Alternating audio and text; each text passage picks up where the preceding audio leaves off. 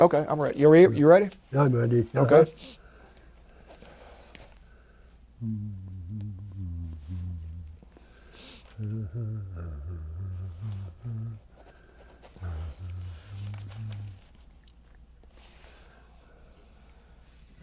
Ready? Today's February 21st, 2014. We're at the Atlanta History Center in Atlanta, Georgia.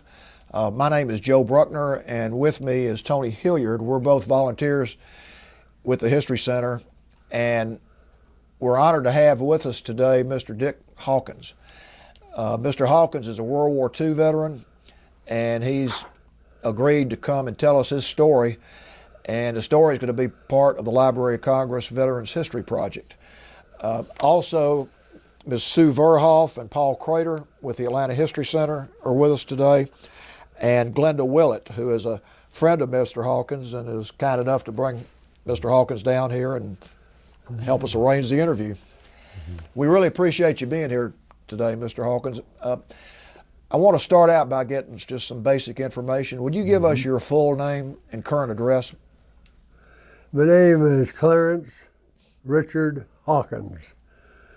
And do you want my birth date now? What is your current address? Current address is 1483 Barron Court, B-A-R-O-N, Stone Mountain, Georgia, 30087. Okay. And where and when were you born? Born in Salt Lake City, Utah on May 1st, 1923. Okay. Tell us a little bit about your upbringing and your family. I'm the third child of family. I had three brothers and one sister. And my dad was professor of music at the University of Utah.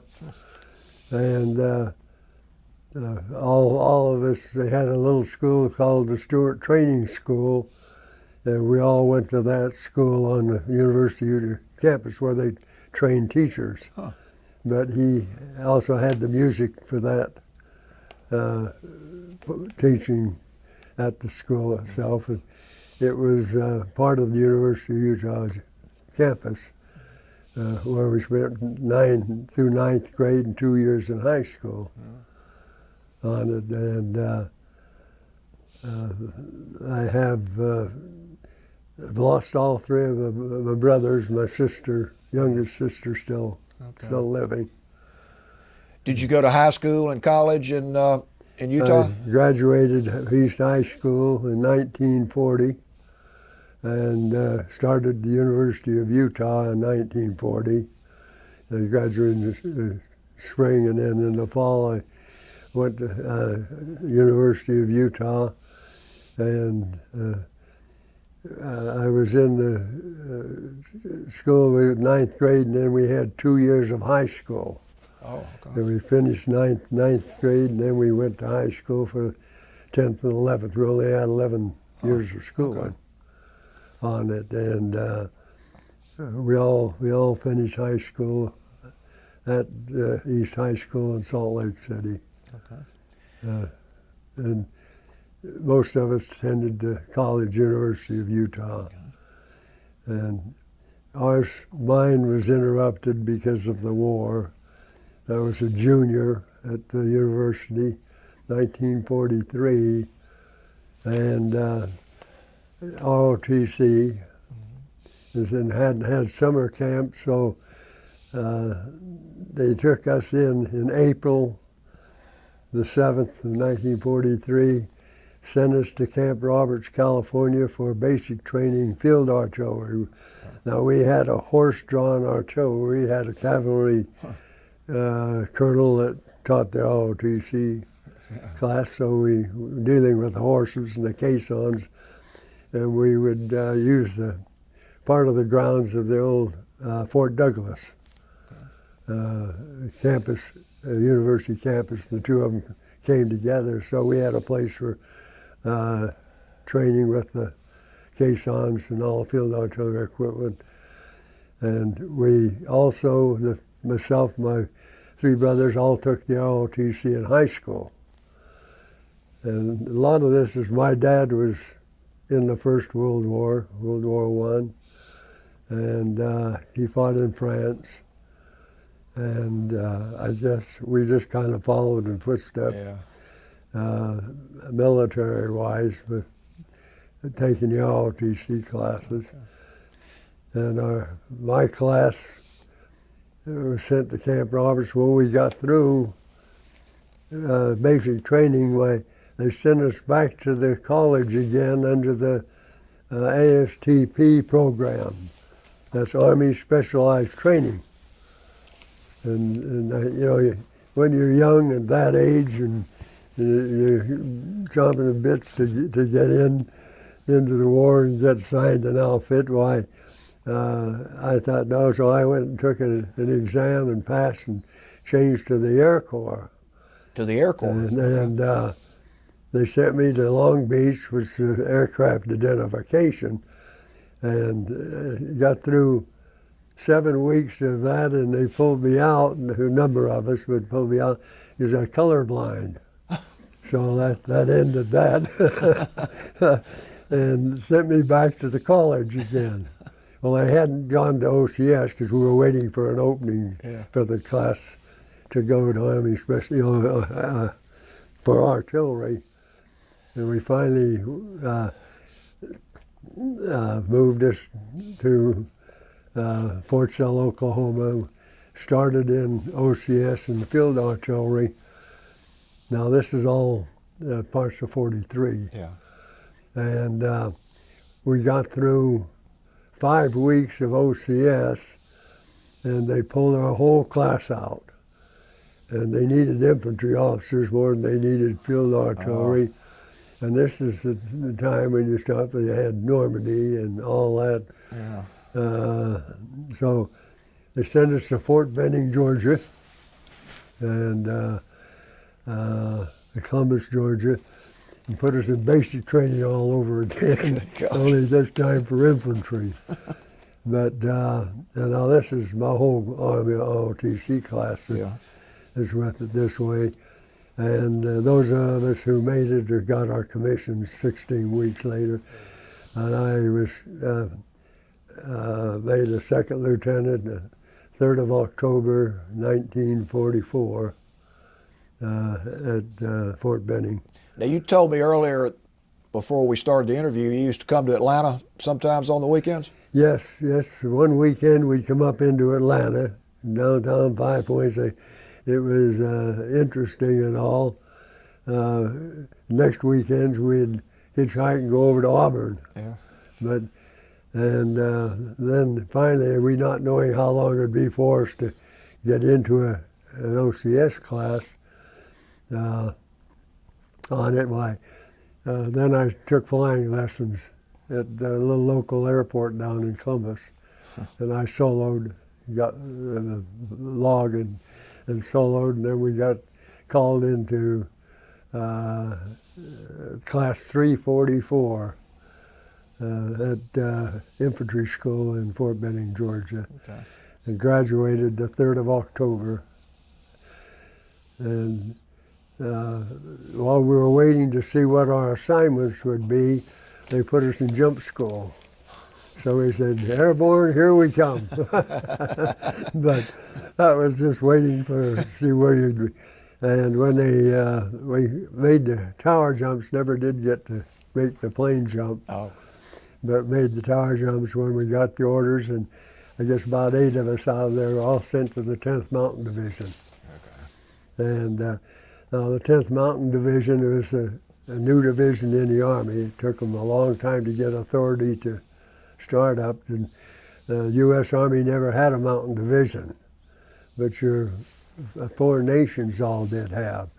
So they finally got the okay to form a division. They had one regiment up at Fort Lewis, Washington that was mountain troops. They used that as a surplus, and they brought all the skiers they could from the colleges around Harvard and all those in the East. And it took 3 letters of identification to get into the 10th Mountain. And you had to be a good skier Well, to get in? we skied Okay. through on it. Most of mine, we used to, as a kid growing up, and all behind the University of Utah is a big cement U on the mountainside. There's no trees or anything else. And every year the freshman class has to whitewash the U. But next to that we put a ski jump in because we come down. So and we had enough snow in the valley then to use it. So we used to have a lot of fun. And that's when my dad, now I'm talking about high school time, take me up to Eckerd Hill, and that's one of the top ski jumping hills in the U.S. You know, Severengen and Alfengen and Torrey Torgelson, and all of those were all professional jumpers that jumped out there. And Dave Quinney, who's the local boy who jumped, he kind of tutored me and then trained off metal scaffolds right at the hill. And I didn't really put any height on till my last year of high school. Then I grew like a bean. And but I jumped off of the sea hill. And the first trip I ever made down the mountain, I didn't have enough speed in that to clear the knoll, and I hit it, and I just tumbled all the way down. And I said, enough of them are there. He says, now get on that. And we had a rope tow to get you up to the mountain, by the way. A rope lift. And you get back and get up there, and he's give it another try. I didn't break anything, thank goodness. And so I did. This time I cleared the hill, had a pretty nice jump. And not because of not wanting, but because of having to take a job to go to college. Why, that ended up skiing on it. So I really can't say I'm a ski jumper yet. I made one complete jump, one that wasn't quite so good. That's more than most people have made. But Dad would take me up he'd be home with teaching music lessons, and he'd take me up, and I would spend the whole day up there tampering the hill for the jumpers, and then getting tutored on timing and all. If you watch them in the Olympics and they're coming out, and that's so important and all. And Dave Quinney, I felt very fortunate that I had the opportunity. I didn't have the money to buy jumping skis, and they are different, and which I had to have to continue on it, because I had the old ridge top, but I still had the casings and bindings that would release you if you got in trouble. Talk about the training that you underwent with the 10th Mountain Division. What type of, what did you do that you would not have done otherwise? 2 years in high school, 10th and 11th years, and we had no school buses. We walked. It was a little over a mile, which isn't really far, to and from school on it, and took ROTC in high school. Also, I was on the track team. I was a pole vaulter. And I did set a record, the state record, but it didn't hold up very long before the records are made to be broken. That's true. But at some of our track meets that we had, and talking about that, all three of my sons had scholarships in track at the university. Wow. And they were into it pretty heavily. But where did you train when you joined the 10th Mountain Division? Where did you go for your training? They trained at Cooper Hill in Colorado. There's a junction on the Denver and Rio Grande Railroad, where the base camp and all was. When we graduated from OCS, they were transferring the 10th Mountain to Camp Swift, Texas, for some flatland training. So I really didn't get in on the winter trainings and all that they had, rock climbing and all, the 10th Mountain in Colorado is the time of getting through an assignment while I joined them in Camp Swift, Texas. Okay. And that's my first instant come in with the Mules. They had 3,000 mules. This might be a good time to show the picture that you brought. Each regiment had 1,000. We had the 85th, 86th, 87th, but many a time just in training, these are, you couldn't depend on whether you're going to eat dinner or if you get supplies or not. Many times we missed it and had to eat the MRIs because their dinner got up in the mountains someplace that we had on it. But the interesting part of it with the Mules is on the weekends, an officer's on weekend duty, and on the weekend I was on duty. About 300 mules got out of the pen. Oh, how did you get them back in? Down at Camp Swift, and called the air portion, and it took me up in a Piper Cub.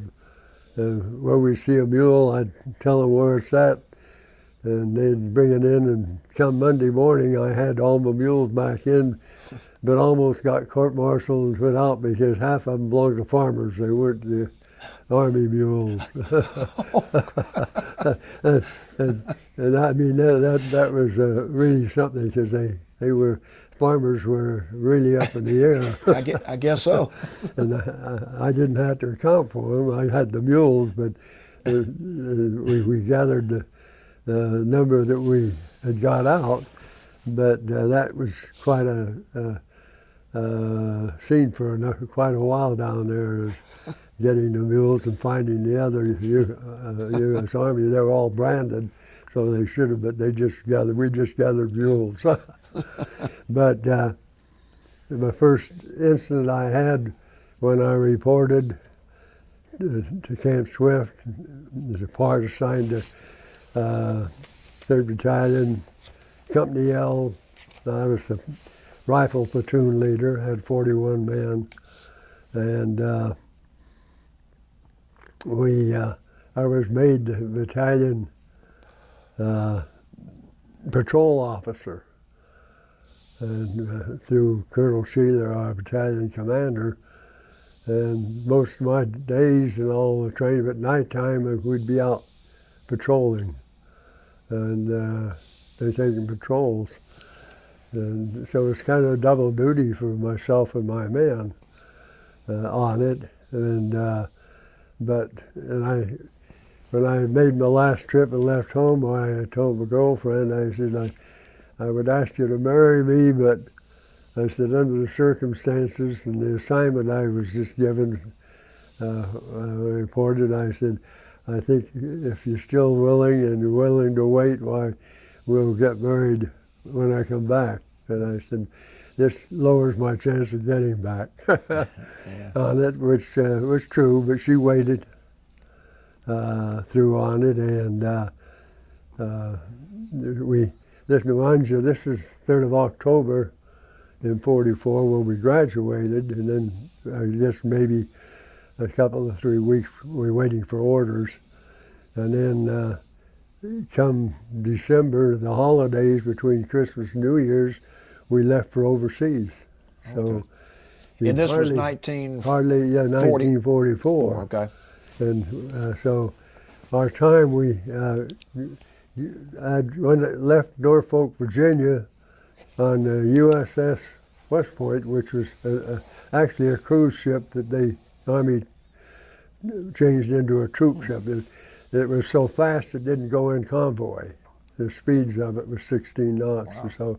So I had a brother, older brother, that won the artillery. He left New Jersey the same time. He headed to France, and 8 days later we were in Naples, Italy. Wow. Wow. It took him 17 days to get across in the convoy to get into France. Okay. We had some U-boat activity going through the Straits, Gibraltar, the Mediterranean, so we had escorts take us through.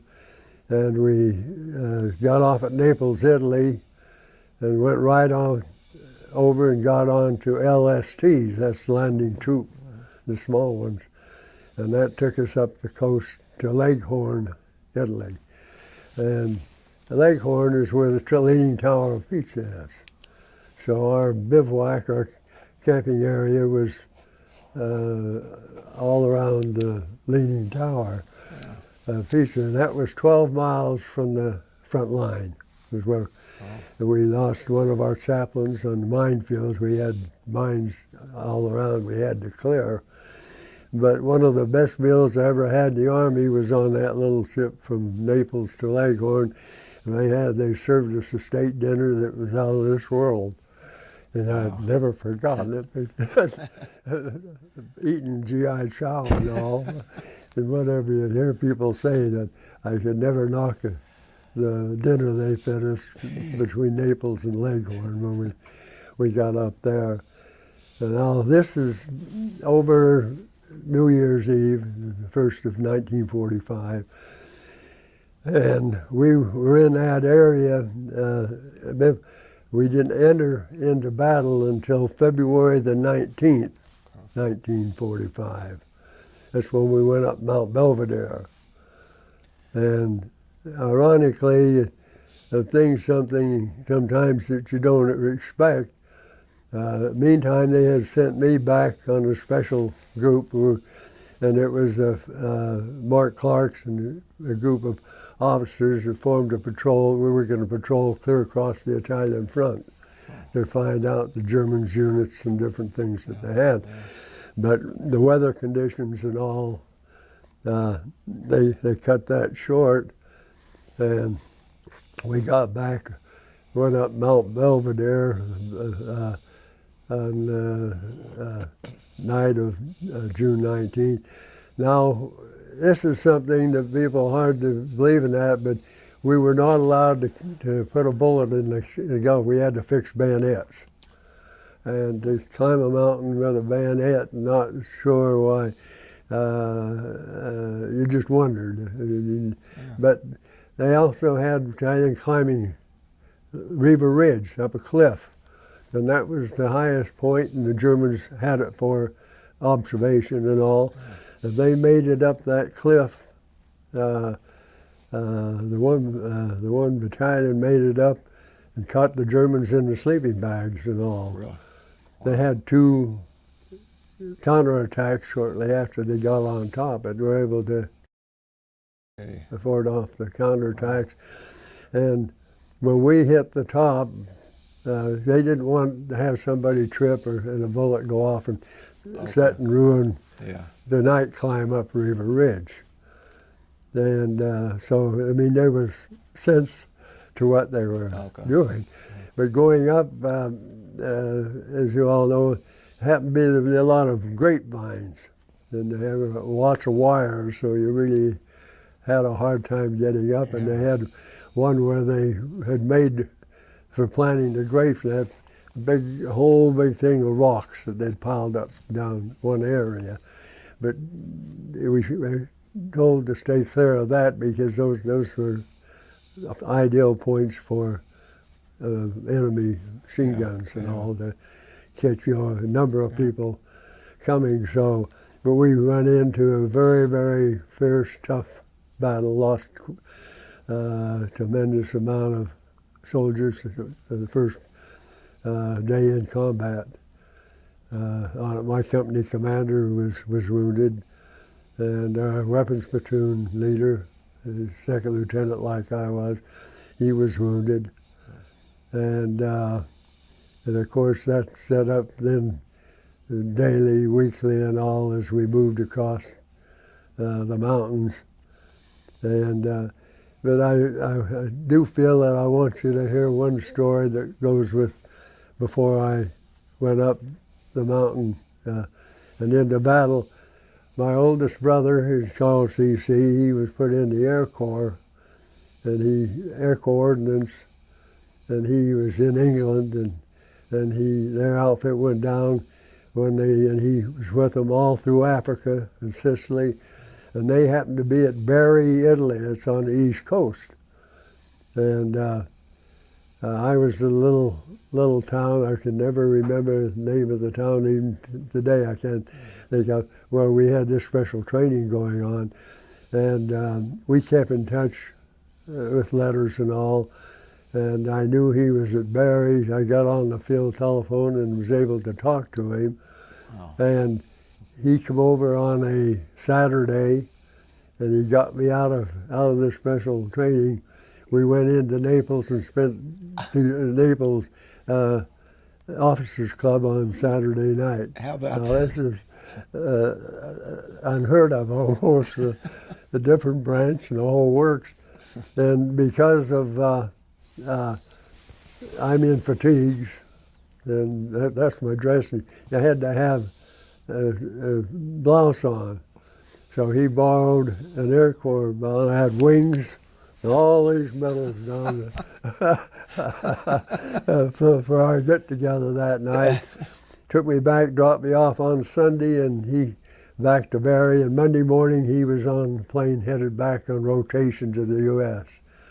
He's that close, he never did go back overseas, but wow. That really is remarkable. My other brother was up in France with the field artillery on it. The younger one, he didn't go in until way late. He went into the Coast Guard when he went, but my mom had all four of us in the war at the same time. But that to me, I think, is so remarkable. Yeah. To think you, and I have pictures in the picture album with me in this. With all your medals? Outfit, yeah. Medals? It's really fun. We have, as a kid growing up, my dad had a cabin. It's about an hour from the home. And it was, a log cabin. One big room, the log cabins, and had another front room added, a screened-in porch.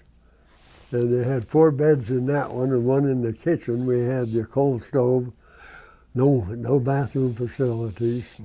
So as the kids growing up, we'd go down and swim the river 2 or 3 times a day. You couldn't ask for a nicer childhood, really, or something. And they had a lot of the clay. I took the clay over the years and filled in all of the cracks and that onto the logs. And all my aunts and uncles almost just loved to come down, spend a few days in it. And they had someone taken, painted, we didn't find out who, it said, "Linger longer." Linger longer. We were, only a short time that Dad could take off.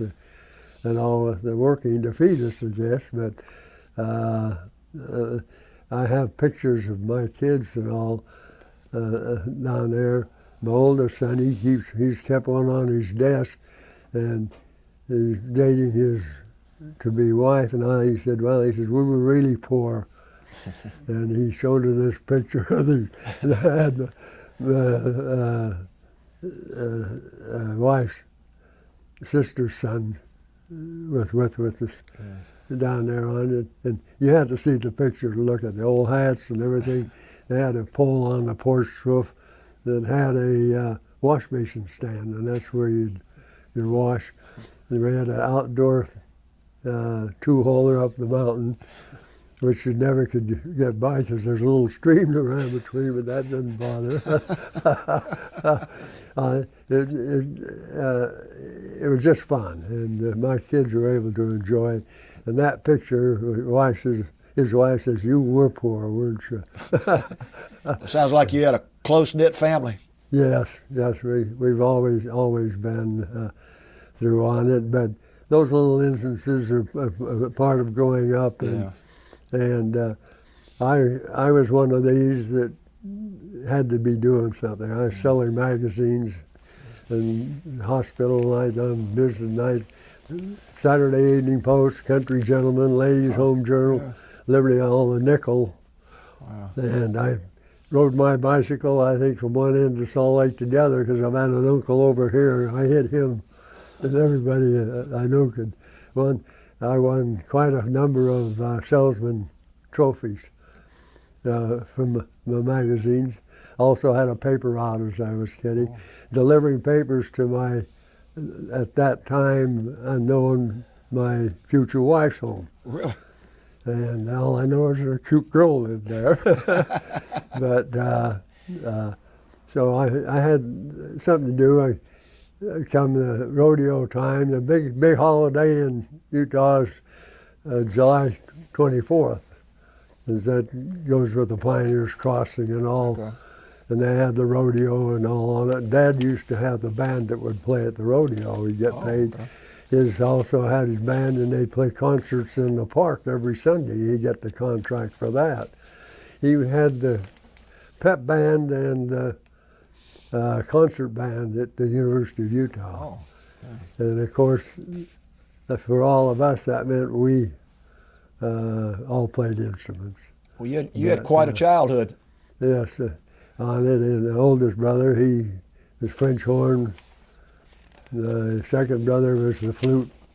Oh, I played the trombone. The younger brother played the clarinet.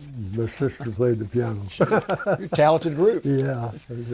But anyway, that was our entrance and all into the war. Yeah.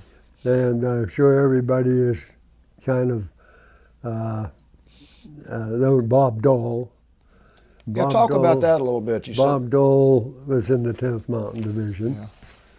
And his record, he wrote a book. I should put me right in his spots. I mean, it just sounded like it was my book all the way through. And he was wounded at Hill 913. I was wounded on Hill 913, both on the same battle we had on it. Bob Dole was in hospital a little over 4 years, and you still see him with his one arm across. And I was 14 months in the hospital. I got shot through the face. Yeah, can you tell us some detail about that incident? Well, it was a company objective, and we got bowled up with it because German machine. Can you stop a minute? I'm sorry. Yeah, we can just hook it back up. Yeah, just hook it up for me.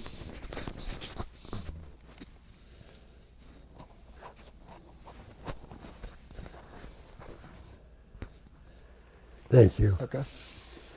That's okay? Yeah, fine. Okay. And our objective that day was to capture Hill 913. And the Germans were so well embedded in machine gun, they had bunkers like you see at Normandy and all built in. They had an open field, open area, approximately a couple of football fields in front of us. We tried to get the direction of our artillery stuff as it was starting to get awful close to us on the mountains. I took the phone, talked to them to advance it 300 yards so we didn't run into it, and I could see nothing. We had to get across and there's a little wooded area, and I took off myself and zigzagged across that open area to get down. I carried some colored smoke grenades, and in order to pinpoint where we needed the fire to help out on the machine gun nest, I got close enough to, I thought maybe I could reach it, zigzagged across on it, and I had pulled the pin on it, had it in my hand as I went back to try to reach it to get it close as I could to the machine gun nest is when I got hit. And they come in, I took out the pallet and everything inside. I've got false teeth, I've got hearing aids, I've got glasses, but on it, and I didn't leave the battle that day until that night, and I took some prisoners back to the field hospital. While you had a hole in your head, you Yes. kept doing that. And it was quite painful, but they needed everybody that they had. They took another group, Bob Dole's outfit, and brought them in to assist with the fighting. And that's Bob got hit that same day under Hill 913. I don't know the feelings are so, but I went in the Army in April, and on it, this all happened in April, the first part of April on it, through on it, and they couldn't fly me home and put me in a hospital, general hospital down in Naples, because when wired up and all on it and get seasickness or airsick, so I had to wait, and finally come back to the United States on the same ship I'd taken to get over there to be there. We converted it to a hospital ship. That's another.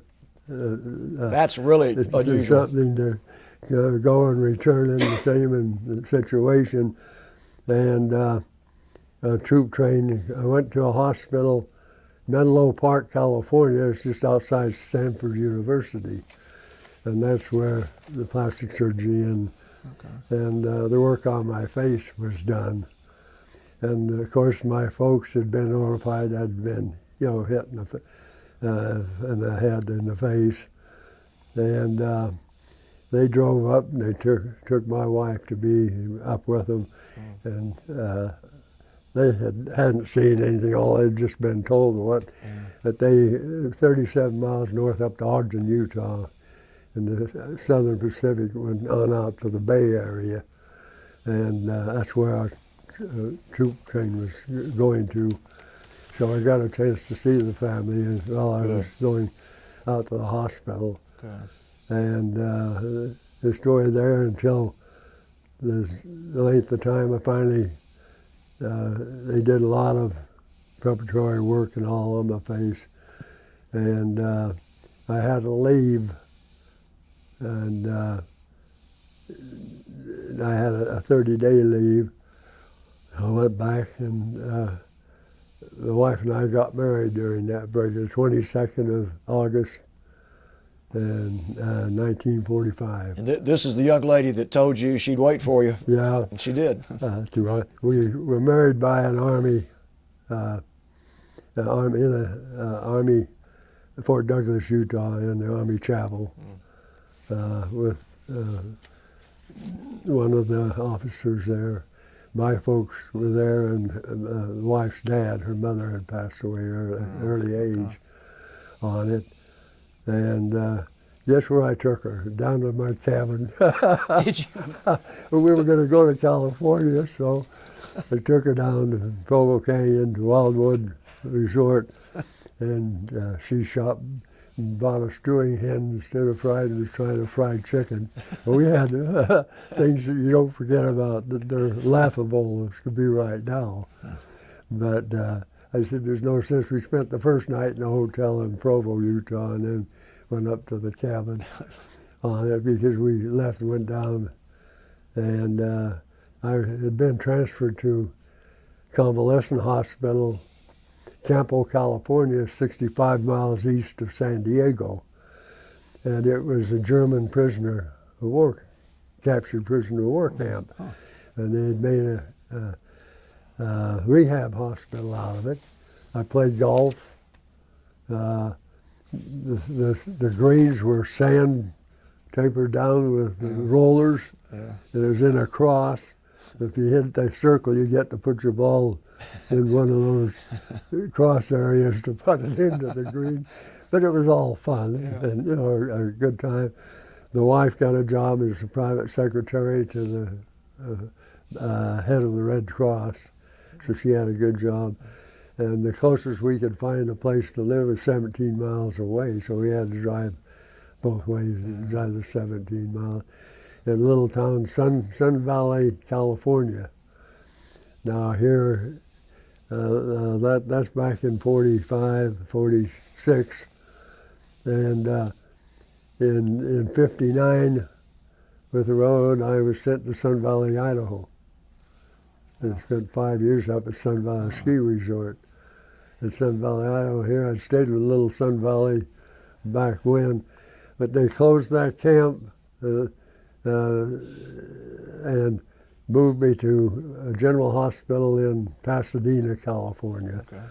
And the big Colorado Street Bridge, and then there's a big ravine. This hotel was built down to come clear up at the top.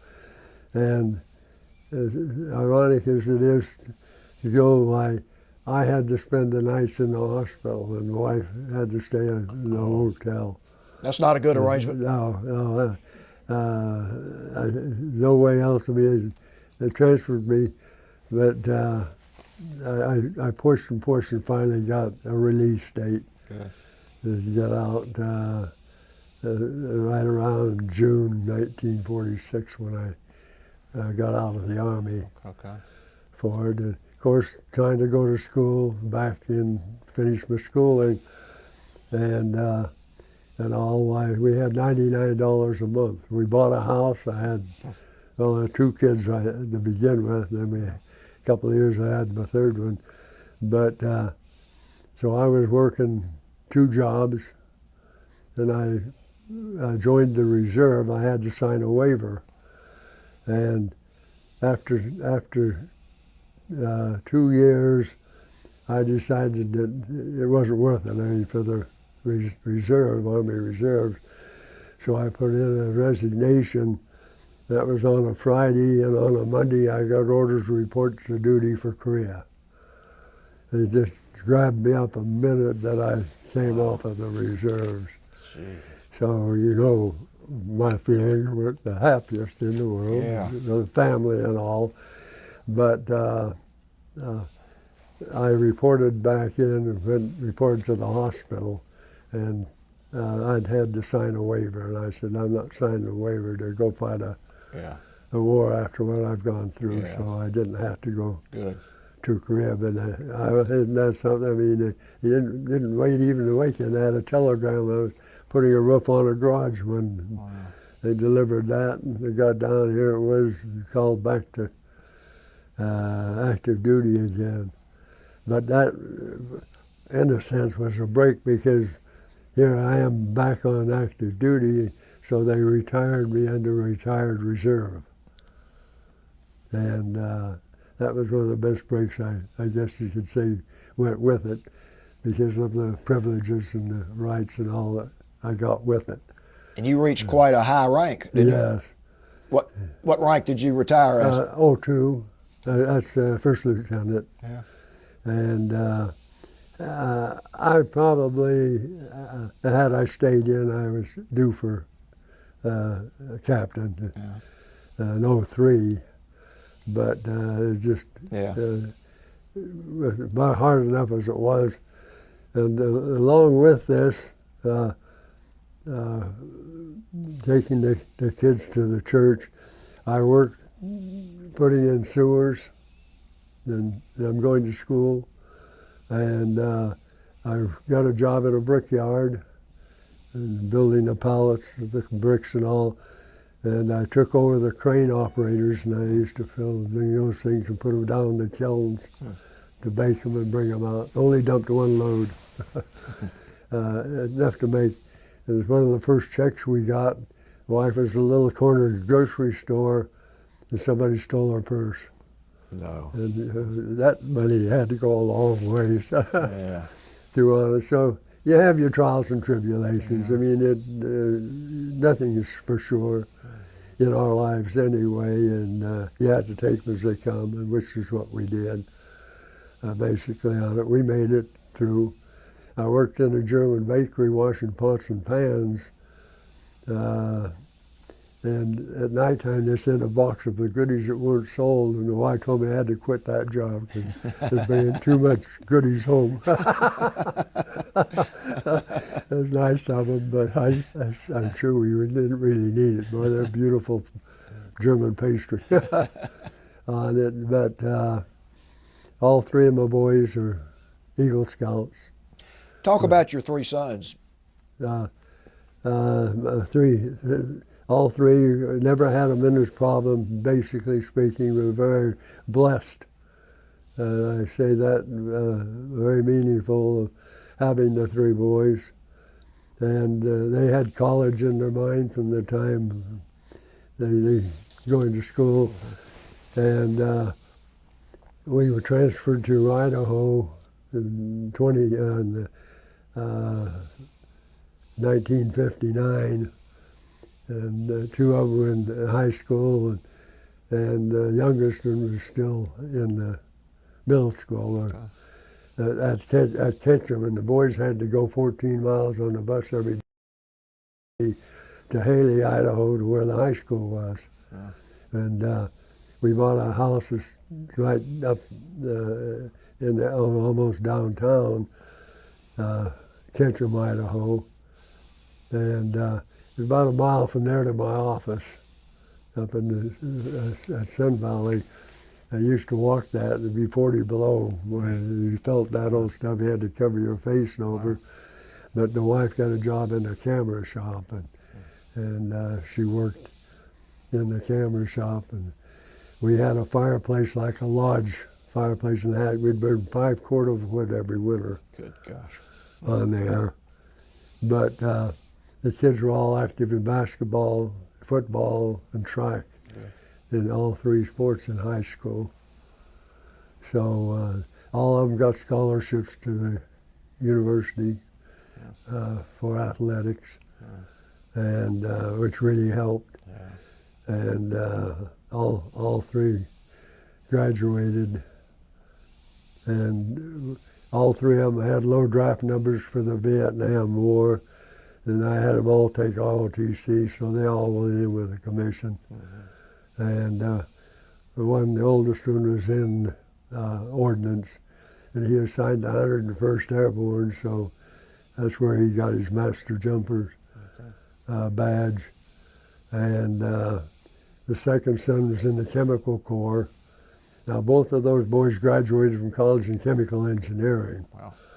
But we tried to get the one son.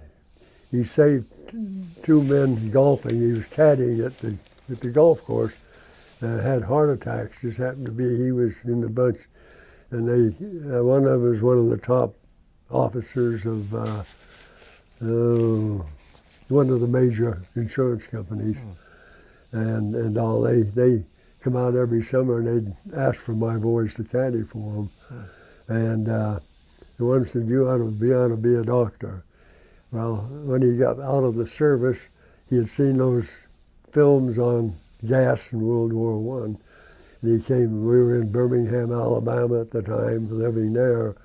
And he came back, moved in with us, and went to UAB and took biology classes. Was accepted to UAB med school and got his degree, doctor's degree, pulmonary. It was his major. Since then, he's added quite a few to it. And he's still in Birmingham today at the Brookwood Hospital over in Birmingham. His wife's a doctor also. She met him in one of the classes he was teaching. But then the youngest one, he was forestry management. And Jack Ford's son was at Utah State's one of the best forestry schools in the country, and there's no jobs of any kind. That's when he was the honor graduate of the ROTC, my third son, and he went into the Army, and he could stay in 4 years, had to stay in 4 years. Ordinarily, you get your commission, you're liable for 2 years active duty. He had 4. And so he just stayed in the service, and 33 years later, and retired as a brigadier general. Boy. and he was the chief of staff at the 3rd Infantry Division as an engineer officer. It's unbelievable. I mean, to me, he's a real hero. Come with the battles that he was caught up in and all. But they have one son, and he graduated from Furman, and he was son also went to Ranger School. Wow. He was a ranger, and he has 38 jumps. Good gosh. Jewish credit, and master jumper, both the oldest son and the youngest one. And his son went to Ranger School, and he served 14 months in Iraq. Right. He would have gone over sooner with the 3rd Infantry, but his dad was over there, so they kept him back at Hillsdale down. Well, I know you've got to be real proud of all of them. Yeah, they wouldn't send him with his dad over there. But the minute his dad came, he went over. Yeah. He spent 14 months, but he spent 4 years and got out. Okay. And they tried to call him back in later on, but he didn't have to go. You brought some items with you. Would you like to no. show those? Yes, I tell can us what certainly. They are. Thank you. Now this is just one that they made up of our division. Now those are cross skis. A lot of people thought they were cross swords or so, but those are cross skis. Okay. And you notice the ones I have that on my hat.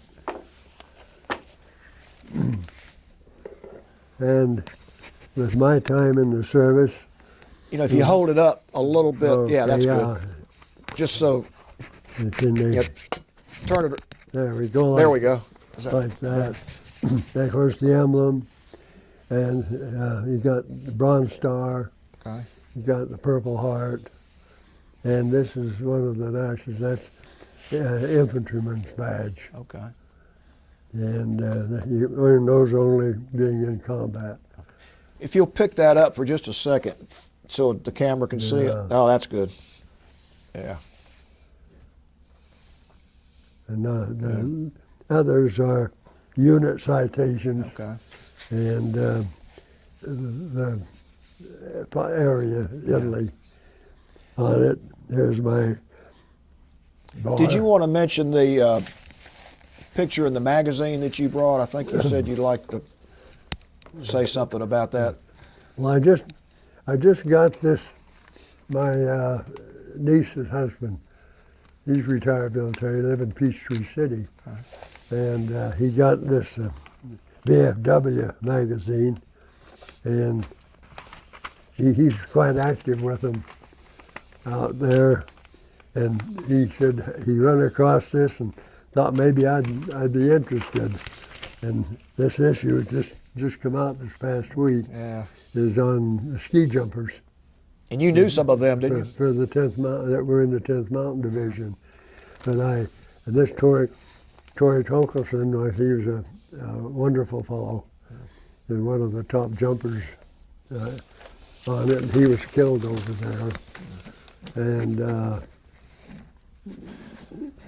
but Alphingen, Severingen, all those all jumped Ecker Hill up by Park City and Salt Lake, east of Salt Lake City. It's quite an interesting article about the various jumps and, across the country.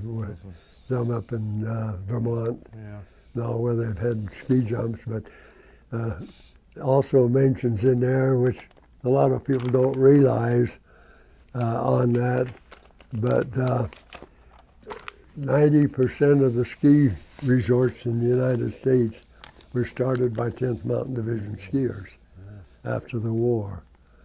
And if you ever go to Val Pepe's, he has a restaurant there. He's quite a guy. He's in the 10th Mountain. He wasn't a ski jumper, but he was a good skier. And every night during the holidays at Sun Valley, they'd have the torch parade. You come down the mountain on it. And this happened to be, I was up there between 59 and 64, and they didn't start the organization until 65. So we didn't know. I didn't know all those were 10th Mountain Boys. They didn't know. We didn't talk about it. Yeah. We had a family to raise and the jobs and all on it. So they started the association. Our chapter, local chapter, now we've had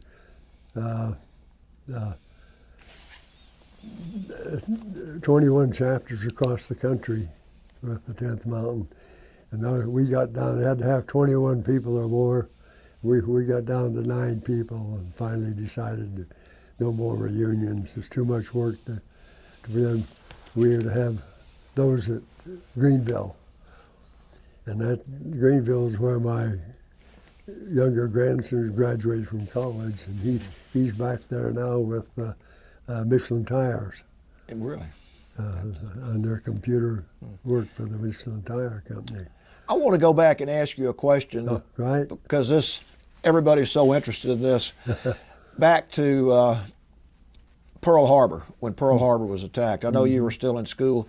Could you describe how you heard it was attacked and what you thought, what people were saying at the time? My dad and Walter Winchell were like that. The only way he got the good news or anything there was to go to a newsreel or listen to. So it's one thing, you did not disturb him one way or another when Walter Winchell gave the news. But we were all home when they announced Pearl Harbor. And it was quite a surprise to us and a shock to us when we actually heard it, because there had been talks, but nothing. This was a sneak attack, and this is what they planned. And Dad was in World War I. He was a second lieutenant, and in the 145th Field Artillery. And here he's got 4 boys, all ripe age, for World War II on it. And he said, I can recall as much. He said, I hope this isn't a long-lasting war. He says, I hope we can get this over with. Of course, we'd started fighting the Germans before, and the Pearl Harbor added to it. So, and threw on it, and everybody got together, and they did all they could to help the war situation out in the country. And Dad was appointed as a rubber reserve, head of a rubber reserve. That's all the tires. They had these stacks of them all over the city, and he had guards at each one of them, and he would check every night on it, just to be doing something to help out through at that time. And I think we were probably very glad that we had an ROTC, and he was a big pusher of it too, because he had been an officer in World War I. Yeah. And he says, if you have to go in, you just won't go in as an officer than to be drafted. Yeah. And that's why the ROTC became such an important part of all of our lives in school. We didn't finish because they pulled us in early, but we got to go through OCS and make it at the end anyway. Yeah. But everybody you know took hold. One of the greatest times of the support of this whole country came after the announcement of the attack on Pearl Harbor. Yeah. And it's a shame that people don't really realize the backing and what everybody thought of this country. Is none of the bickering that you're hearing all the time now. And wives worked in the munition factories, and wherever they find a job, they were totally dedicated to helping this country out. A war, and you think of the thousands of kids that were inducted into the Army, Navy, Marines. And of course you had the fronts and fighting in Europe, and you had the fronts and fighting in the islands. Now I felt very fortunate again that I was fighting the Germans other than island hopping over there. That didn't sound as good to me as it was where I had German firma underneath me and not a bolt hall. Well, they call your generation the greatest generation, and I Yeah. think you're a perfect example of that generation. Well, it means something. It means something to me today too, and it hurts in more ways than one. I'm not going to get into it, but I think we all understand. Yeah, I mean, we it do. isn't the same country that we were born in and grew up in. Yeah. And God be with us that it gets back to what we're really here for, and each of our love for this great nation I agree. have on it. But I have been very blessed. I raised a wonderful family. I come out of a wonderful family with a mom and dad that backed us all the way through the same way. And I was the one that was more troublesome than all because I was busy doing something to make $1. We cut a half of a reservoir lawn, those things down from a reservoir for $1. But it was every week. I cut a lawn that had a great big hills and all. I cut that for $1. Now this is not a main-powered, this is a hand mower. But I saved enough to buy my first car Really? with $1 here and $1 there on it. And Mom just shook her head. I just in the magazines and all. And then I had a paper out. And she said, what next? But they didn't stop me from. One thing I did do one time, and it's comical now, but thank God it didn't. Big field behind our house, and beautiful, great big patch of mushrooms, and I sacked those mushrooms and went and sold them for 25 cents a sack. Boy, you're a real And the businessman. coach ruled. Thank God nobody died or something with them. But the neighbor made donuts in her back porch, and I sold her donuts for 25 cents a dozen on it, and I think I made a nickel a dozen. As long as you made a profit. But it all added up on it. I think every lucky bite they had in the stores, I would always buy 5 of them, they're a penny a piece, and hope to get a pink one when I got a 5-cent candy bar. But I want to give anybody else here a chance to ask any questions that you might have before we. Is there anything else you would like to say before I think out of generality, no, except that I'm very proud of my life. I've enjoyed it. I've had a very good life, and although I'm not a millionaire, I've been able to support and bring the family and keep them. As a child growing up, our shoes, you get holes in the bottom and the socks, and poor Mom was darning socks all the time. And they took those rubber tires, and the shoemaker would cut them out and put a rubber tire sole on the bottom because you couldn't afford to 5 people to be buying shoes all the time. And I probably wore a lot of hand-me-downs. Being the third one, they weren't too good at that time, but I still was putting them in. I had to put them on.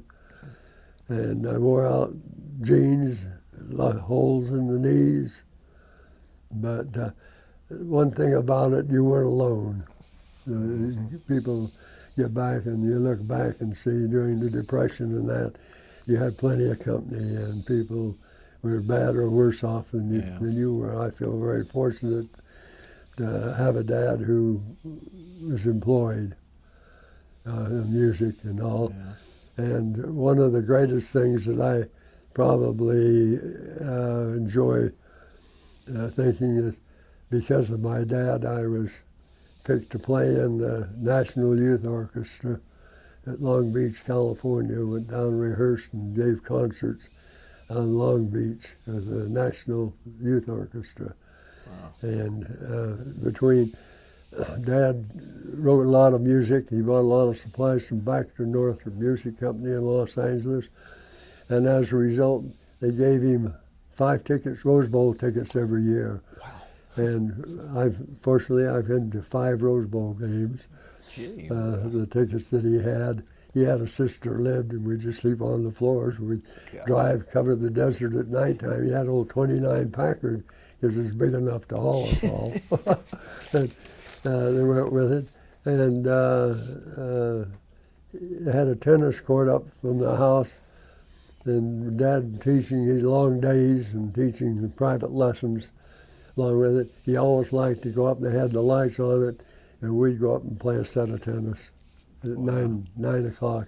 You know, lights were turned off at 10. So we went up and played a lot of tennis, but give him something active and, and something to do is to go up and play some tennis. So you've got an amazing story. I Yeah. mean, all the way from what you did as a child up to the military. That resort where our cabin was at, and they were all just, built out of anything practically. Yeah. But we had a little training of master that the caretakers and that would run on it. And they also had a clay tennis court. And the one that got up and wet it and rolled it every morning were the ones that got to pick their own time. Other than that, you had to sign up, and maybe 1 o'clock or 2 in the afternoon, you'd have it for an hour. But it surprised how many people played tennis on it. But it was one that we had to take care of and fix every day, and we didn't really mind it. We headed down to the Provo River, went swimming 2 or 3 times a day. And we had a big rock knoll on the road this is going up to Alpine, and climbed Mount Timpanogos, the highest peak in Utah, 3 times. And Mount Nebo, the second, that's up Nephi Canyon, and I climbed that twice on it. But this was a rock flat when it was called Rattleflake's Neck. And I personally have killed 5, 6, 7 rattlesnakes that would come across the bridge over from the road and get into our camp. So you had to be careful for watching out for those, because that was ideal place for them. But we met an awful lot of nice people, spent a lot of wonderful summers and that. It wasn't the Ritz, but it was the Ritz to us. It's about the best way I can put it. Lucky to have a place like that to go to. I sold ice cream at the football games. I sold beer when I was a little older, and the rodeo to the fans. And the fellow that had the shop had me take his truck and go to the brewery to bring back more beer. So I had a truck to drive to keep supply. And I had a very close friend. He had an Indian motorcycle, big, beautiful. And he's going to California, so he said, "I'm turning it over to you, Dick." He used to take me with him all the time on the back of it. And he said, "You use it." So I was using it in the summertime. I'd go to a music camp in the morning and then go up taking some classes at the university prior to the school year. And a lady went through a stop sign and put me on the ground. Her car was up over a WPA wall 50 feet up in the yard, up in a field, and she just went bad, pushed that, instead of brakes, she pushed the gas. And I had to repair that. They put me up in the hospital overnight for observation and all, and I had to pay to get that motorcycle repaired, and those people didn't have a dime. And it turned out that he putting in a hardwood flooring, so I worked for him putting a hardwood floor down in the upstairs bedrooms of his house. And he got the concessions at the rodeo for one summer, and that's where I got it. It was his truck and all that. It was the same family, the lady that dumped me off a motorcycle. You should write a book. You've got more stories than I think anybody we've ever talked Well, to. you know, the thing is, life was different because you didn't worry if you fell in the playgrounds, you got a kiss and sent home. Today, you just sue somebody, everything is entirely different. The attitudes of people, what they have. Yeah. And it was honest to make a deal, you shake hands with it. You didn't have to sign half a dozen different cards and have hire attorneys to go with it. They said they're going to do it, or you make an agreement, you did it. And when you go up under those kind of conditions, freedom really means a lot. Well, as I said, I wish everybody could hear your story and hear what you're saying, because it's there and nobody was hurt. And many times you get a kiss and they weren't hurt, and that was it. Yeah. But now you have to have helmets. You've got to have this That's and right. everything. They've taken the good part of going up as kids and put you under the restrictions of laws. And it isn't the same. That kind of upbringing is probably one reason you survived World War II. Yeah. When I think the good Lord was with me all the way through on. Well, that's a good way to end this, because I think the good Lord's been with you your whole life, and you've been a... You know, because, I mean, I'll be 91 in May, and I never had the slightest idea I would live to be this old, even right now. Well, and all I say is you take a day at a time, a week at a time, and when the good Lord wants, He's going to take you. that's a great philosophy. Yeah, and But thank you so much for coming in here. I mean, having wonderful neighbors like I have in Glenda. Glenda, oh yeah, she's been the one that's helped organize this. They had a birthday party for me at her house. Really? And we had 46 people there. Wow. From the street, and some of the neighbors had moved and come back, and all. That's the kind of neighbors I have. You're a lucky man. Pardon? You are a lucky man. Yes, I said very much so. Not too many places that you go that you have the backing of so many people like I have out there. I used to have, when I had a riding mower, I cut 5 or 6 yards every week with it. Vera's next door, I took care of hers for about 16 years and all. Because they were charging her an arm and a leg to take care of it. Her kids went and brought her from Columbia, South Carolina. She's a retired Army nurse. And her husband was in the Army, and they were at Fort Jackson. And he passed away, and they had a son and a daughter, and they both lived here. So they went up and moved her to Atlanta. And didn't know anybody. That's where her whole life had been with years with the neighbors and all. And they bought the house next to me. The wife got her this Women on Wednesday group and took her down. We used to go out to eat. We'd take her to eat. Got her acquainted, got her in a group. She loved to play canasta and all on it. But they're charging her $40 to cut her lawn. Wow. And I says, no way. No. I had the riding mower, so Bob next door, and they were across the street. I used to just go one time, somebody knocked the mailbox down. The neighbor accused me of running into it with the mower. I swear to God I didn't do it. But it looked guilty. But you got to have a laugh. Laughing is a great thing for all of us. And when you can look at something and get a laugh out of it, why, that's good. Well, you've got a great laugh, and you've got a great life to talk about, and we're honored that we've been able to hear this. We were married 61 years, 4 months. 61 years. When she passed away. Congratulations. That's great. And she lost a leg and all, but it was not diabetes. It was vascular problems But it sounds like you had a wonderful marriage. Huh? on it. But and to move as many times as we moved, why, she'd had to start all over again. Yeah. On it. We had 7 moves. Lived in 7. And that's as bad as a full-time career Army. That's Maybe true. every 2 years. That's true. She sometimes said, well, maybe we should have stayed in the Army.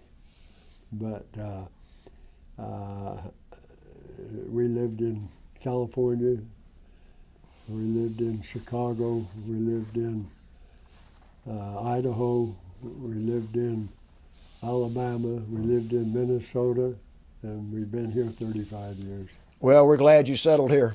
Thank you.